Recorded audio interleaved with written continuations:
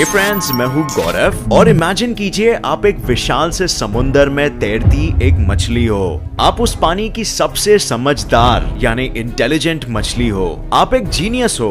आप इतने समझदार हो कि आपको पता है कि समुंदर क्या है, इसके प्राकृतिक कायदे कानून क्या है, कैसे इसके स्पेस में आप आगे पीछे मूव हो सकते हो और बाकी दुनिया भर की चीजें। कितने इंटेलिजेंट हो आप। आपने पूरे ब्रह्मांड का ज्ञान हासिल कर लिया है। जैसे ही आप ये सोच रहे थे वैसे ही एक इंसानी हाथ ऊपर से निकलता है और आपको जकड़े ऊपर ले जाता है। आपको ऊपर एक ऐसी दुनिया दिखती है जिसके बारे में आपने सपनों में भी नहीं सोचा था।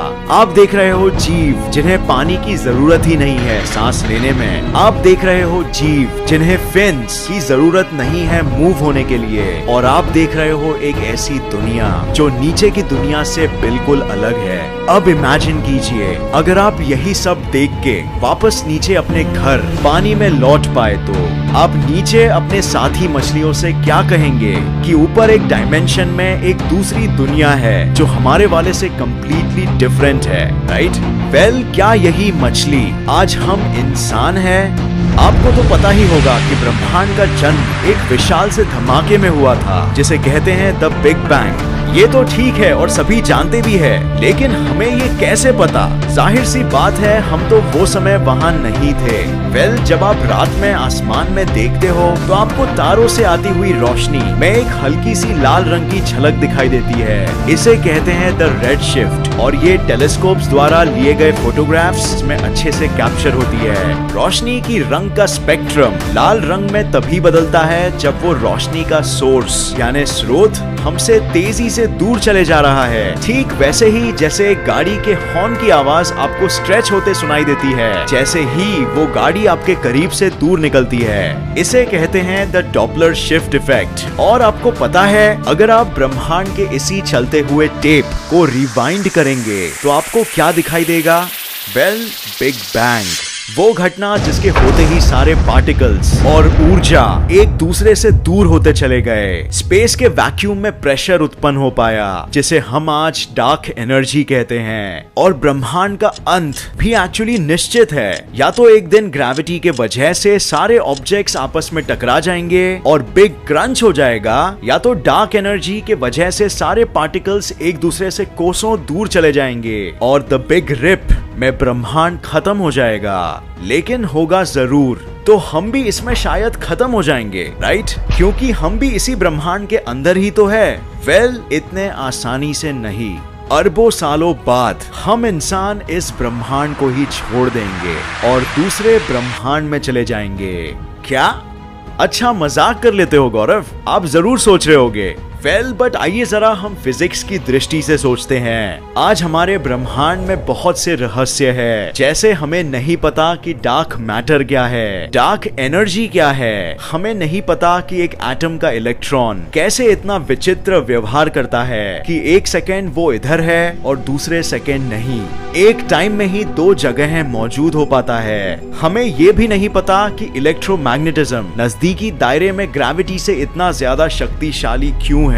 और सबसे बड़ी बात, हमें नहीं पता कि बिग बैंग क्यों हुआ। क्या ये सब चीजें इनकम्प्लीट नहीं लग रही है? ये कुछ ऐसी बात हो गई कि मछली पानी पे पड़ते सूरज की रोशनी को देख रही है और मेजर कर रही है एकदम सटीकता से, पर उसे ये नहीं पता चल रहा कि ये एग्जैक्टली क्या है और इसका स्रोत कहाँ है। पर अगर हम किसी और डायमेंशन यानी आयाम से और सभी चीजें देख पाए तो ये सभी पहलू आपस में जुड़ जाएंगे एक पजल की तरह और फिजिक्स के लॉज को हम बेहतर समझ पाएंगे। आज कुछ साइंस थियरीज है जिसका मानना है कि हमारी वास्तविकता में 12 डायमेंशंस यानी आयाम है जो हमारे पूरे ब्रह्मांड में सभी कुछ को एकजुट बना सकते हैं, सारे अनआंसर्ड क्वेश्चंस को आंसर कर सकते हैं। और ये 12 नंबर क्यों? क्योंकि उससे कम या ज्यादा डायमेंशंस हुए तो ब्रह्मांड मैथमेटिकली स्टेबल नहीं रह पाएगा। इसीलिए स्ट्रिंग थियरी के कैलकुलेशंस के अनुसार 12 डायमेंशंस होना जरूरी है। स्ट्रिंग थियरी के बारे में अगर आपको नहीं पता था तो बेसिकली ये थियरी में मैटर यानी पार्टिकल्स को कुछ और नहीं बल्कि स्ट्रिंग्स माना गया है और उनके वाइब्रेशंस जो स्पेस में होते हैं उन्हें ऊर्जा मानी गई है। इस थियरी में एक बड़े स्तर पर माना गया है कि हमारा ब्रह्मांड एक बड़ा सा बुलबुला है जो और बहुत ऐसे ही बुलबुलों के साथ हाइपर स्पेस नाम के एक माध्यम में तैर रहा है। ये ब्रह्मांड के बुलबुले बड़े होते रहते हैं जैसे कोई भी आम सा गुब्बारा हवा भरने पर आकार में बढ़ने लगता है। हम इस बुलबुले में बैठी एक मक्खी की तरह है। जिस तरह से हमारा यूनिवर्स का बुलबुला एक्सपैंड हो रहा है और सितारे और सभी दूसरे ऑब्जेक्ट्स एक दूसरे से दूर जा रहे हैं, बिल्कुल यही सेम चीज आपको एक गुब्बारे में भी देखने मिलेगी। जब आप उसे एक्सपैंड करोगे तो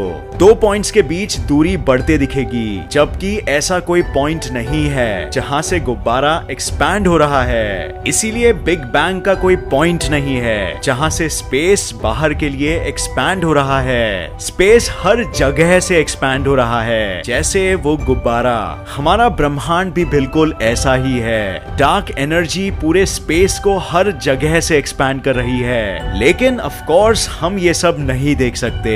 इनफैक्ट हम तो तीसरे डायमेंशन को भी नहीं देख सकते, हम सिर्फ दो डायमेंशंस में ही देखते हैं। यकीन नहीं होता तो ये देखिए, इमेजिन कीजिए आप ये कॉइन है और ये एक ऑब्जेक्ट है जो या तो आपके करीब आ रहा है या तो दूर जा रहा है। अब ये जानने का कि ये किस तरफ आ रहा है आपके पास बस दो ही रास्ते हैं। अगर वो ऑब्जेक्ट पीछे जा रहा है तो फिजिक्स के लॉस के अनुसार आपको वो ऑब्जेक्ट छोटा होते नजर आएगा, और अगर वही ऑब्जेक्ट आपके पास आ रहा है तो वो ऑब्जेक्ट आपको बड़ा होते नजर आएगा। लेकिन अगर वो ऑब्जेक्ट पीछे जाने के साथ साथ आकार में बढ़ता भी चला जा रहा है तो क्या आपको किसी भी हालत में ये पता चल पाएगा कि वो ऑब्जेक्ट पीछे जा रहा है? नहीं, राइट? लेकिन अगर कोई जीव एक दूसरे डायमेंशन यानी फॉर एग्जाम्पल ऊपर से देख रहा है तो उसे बिल्कुल साफ साफ ये दिखाई देगा कि वो ऑब्जेक्ट पीछे भी जा रहा है और साथ साथ एक्सपैंड भी होते जा रहा है। तो इसीलिए हमेशा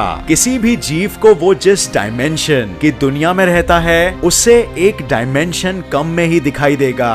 और हमारे यूनिवर्स के साथ भी बिल्कुल ऐसा ही है। हमारे ब्रह्मांड के बाहर दूसरे ब्रह्मांड के बुलबुले हैं और ये सब के बाहर में भी दूसरे डायमेंशंस जो हमारे ब्रह्मांड को उस नजर से देख सकते हैं जिस नजर से हम मछलियों को, या जिस नजर से ये चौथे डायमेंशन में जीने वाला जीव जो वो ऑब्जेक्ट के आकार को बढ़ते हुए देख सकता था। और इसी वजह से हम डार्क मैटर को भी नहीं देख सकते हैं, क्योंकि हो सकता है कि वो कोई दूसरे डायमेंशन में किसी दूसरे यूनिवर्स का मैस है जो हम देख नहीं सकते, बस उसकी ग्रेविटी को फील कर सकते हैं। क्योंकि ग्रेविटी ऑफ कोर्स एक ऐसा बल है जो सारे डायमेंशंस को इफेक्ट करता है। और फाइनली ऐसा भी हो सकता है कि ये हायर डायमेंशंस में दूसरे जीव यानी एलियंस भी रह रहे हैं जिनकी नजर हम पे पड़ी रहती है और हमें पता भी नहीं चलता। अब ये बहुत ही अजीब चीज है, बट फिजिक्स के लॉस के अनुसार ये बिल्कुल पॉसिबल है। और यही चीज साइंस को इंटरेस्टिंग भी बनाती है कि ये हमें हमारे रोजमर्रा की सोच से परे सोचने के लिए मजबूर कर देती है। तो उम्मीद है आपको ये वीडियो पसंद आया और इससे नया कुछ जरूर सीखने मिला। तो आपकी क्या राय है इस विषय में? क्या आपको लगता है कि हायर डायमेंशंस है और क्या वहां पे जीव हैं? कमेंट जरूर करना नीचे, हम जानना चाहेंगे। अगर आपको ये वीडियो पसंद आया तो इसे लाइक और शेयर करना मत भूलिए, और ऐसे ही साइंस वीडियोस के लिए इस चैनल को सब्सक्राइब करके नोटिफिकेशन बेल ऑन करना मत भूलिए। और मैं आपको नेक्स्ट वीडियो में मिलूंगा ऐसे ही किसी इंफॉर्मेटिव वीडियो के साथ। तब तक के लिए देखते रहिए और सीखते रहिए। जय हिंद।